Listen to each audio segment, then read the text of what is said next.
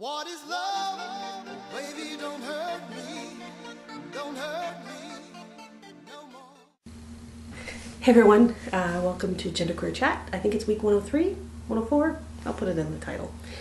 Today's topic is how would you explain your gender identity to a child? What if the parent was around?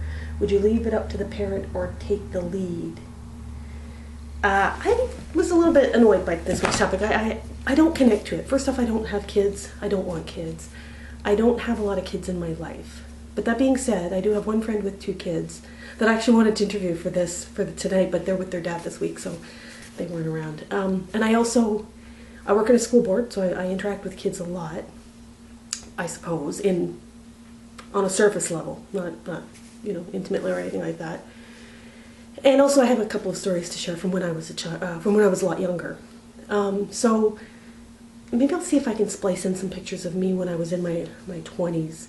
I'm a lot different than I used to. I used to be extremely androgynous and extremely boyish. And when I was 13 or so, I hadn't even yet hit puberty, and I looked like a little boy actually.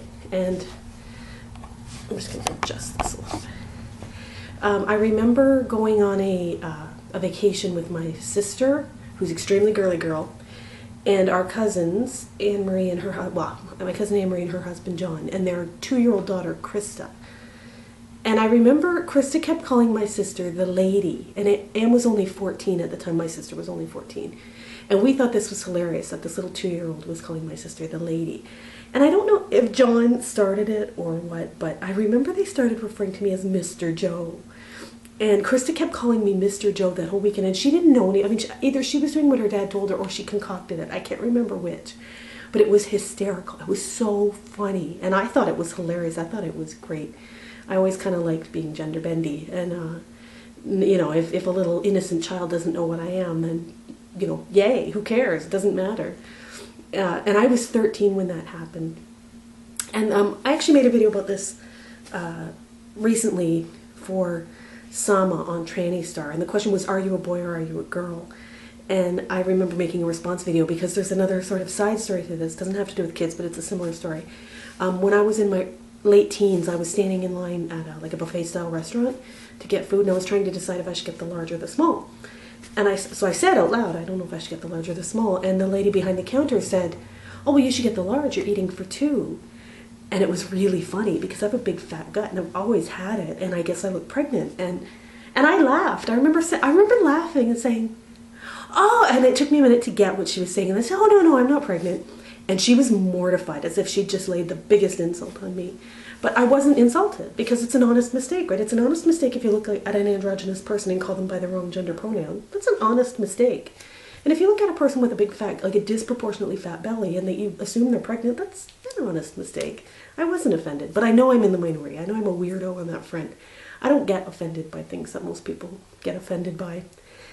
So, that being said, that was my little story as being mistaken for a man when I was a child. Or not necessarily mistaken, but referred to as a man. And so as life's gone on, I do present female pretty much most of the time. Most people don't, have a question. Most kids kind of, if anything, the problem is they mistakenly call me ma'am or miss. And that really bothers me because that's a mistake as well. That's as big a mistake as calling me Mr., right? Because I'm neither. So that kind of bothers me. And usually I will correct, especially in the school system, because in the school board a lot of times they'll say, oh, Miss P, go talk to Miss P, referring to me. And I'm not Miss anybody. And so I usually say, oh, just call me Joe. I'm very specific. Just call me Joe to the kids. And the next part of the question was, what if their parent was around? Here's where I get a little bit strange. I have a thing about honesty. Honesty to me is the best policy, always, under all circumstances. And I have issues with the way parents lie to children all the time. That makes me crazy. I can't understand why people lie to children. A very poignant moment in my life was when I concocted, when I was about 10, no, maybe 8. I was quite young. And I figured out that Santa used to leave lots of wrapped presents for the rich girl down the street. And he always left one unwrapped present for us. And I thought, this is so unfair. Like, This is complete injustice. Why would Santa give rich kids more presents and poor kids nothing? And of course, I realized there was no Santa, so I asked my mother. I begged my mother to tell me. I was quite persistent, and she finally told me. And so from that point forward, I knew there was no Santa. I wasn't about to let other people believe in this concocted lie. Oh, and by the way, I was extremely, extremely resentful towards my parents for a long time after that. I really felt like my parents had lied to me, and I really did not appreciate it. And I know I was very young. Again, I'm a weirdo. I fully admit it. So the Santa thing, like for me, if a kid asks me if there's a Santa, I'll say flat out, no, there's not. And I know I'm like every parent's worst nightmare, and I don't care. You know what? If you don't like the idea, keep me away from your kid at Christmas. That's my attitude. Similar with gender. If a child is going to ask me a question about gender, I'm going to give them a very honest answer as I see it. Now, gender, again, is, it's a little bit bendy. It's not as cut and dried as, is there a Santa? Because there's only one answer to that question. No, there's no Santa. Are you a boy or are you a girl is a very gray question. And so if a child asked me about gender, I would explain that about the binary. I would probably say, and the other thing too, I'm very good with kids. Kids love me. I think because I'm so honest and because I take them seriously and I answer them in adult words. Like I don't treat them like babies. I would very, very much look them in the eye very seriously and say something like, when you're born or when you're born, the very first thing they say is it's a boy or it's a girl, and they hold up the baby. And it's a very important distinction from the moment you're born. And is your nursery painted pink or is it painted blue? And for a lot of parents, gender is a big deal. But I would say, but to me, it's not. So I'm a little bit different than your parents. Or I'm a little bit different than most people you know. I would say, for me, it doesn't matter if you're a boy or a girl. It doesn't matter what parts are in your underwear. Because when you want to buy your clothes, you buy the clothes you like. For instance, I wore men's underwear for years because it's better made. The stitching was always double stitched. Women's underwear has really thin elastic. It falls apart very easily. So I would say, you could wear whatever you want. Just because it's in the boys section doesn't mean it's, there's something, secret about it that girls aren't allowed to go near. Because I was a cross-dresser for years and years and years. And I think men's clothes are always better made. Men's deodorant is always more grams per container, always. Men's products are always bigger, better, well-made. Women, flimsy, smaller, more expensive. If the child asked me very specifically, what's under my pants, I would tell them, I was born a girl. When they held me up, they said it's a girl. But over time, it's come to mean less to me, and I don't really care. And I actually don't like it. I would even tell the child I don't like to be called Miss. That bugs me. I said, me being called Miss would be the equivalent of me calling you, and then I would pick the opposite gender of what, if it was a little girl asking me the question, I would say, what if I said, oh, he wants to go to the store and pointed to you? How would you feel? That would feel weird, wouldn't it? It would feel wrong. And, kids are really intuitive, and they don't really care. That's the other thing, is they really don't care. The only time I ever remember a gender issue with a child where it mattered was, I used to babysit these two kids. Shani and Raven were their names. And I remember we went to the park and we met this little kid.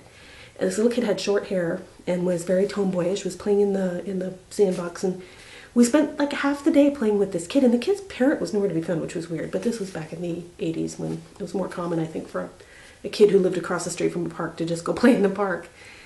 Anyway, the kid had a gender-neutral name, if I recall correctly. And at the end of the day, Shani kept saying, it's my boyfriend. Oh, this is my boyfriend. And at one point, it became quite clear that this little kid was a girl. And I remember Shani being very, very upset about it because she thought she had a new boyfriend, but her new boyfriend was a girl. And I remember it was just kind of not discussed after that. And I can't even remember how old the little girl was, maybe about 10. Old enough to kind of put boyfriend in the picture, to put the concept of sort of romance or I like this person in the picture outside of just a generic friendship. And so, that was kind of rattling. When I was reading the question earlier this week, that came to my mind. But I have very strong feelings that I would explain it to a child as honestly and openly, 100% as can be. I would tell them exactly how I feel about it. Not how it is, because it's different for everybody, but I would say how I feel about it. And I would probably say something along the lines of, oh, your mom might not agree with me, or your mom might have, a lot of people really prefer to be one or the other. A lot of people feel very strongly that they want to be one or the other.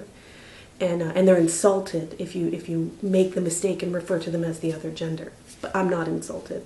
And it's okay if you call me sir, or you call me ma'am, or you call me Joe, or it wouldn't be a problem. I guess I kind of went on, even though I didn't think I had much to say on this subject, I kind of went on. I guess that's it for this week. Catch you guys next week. Bye-bye.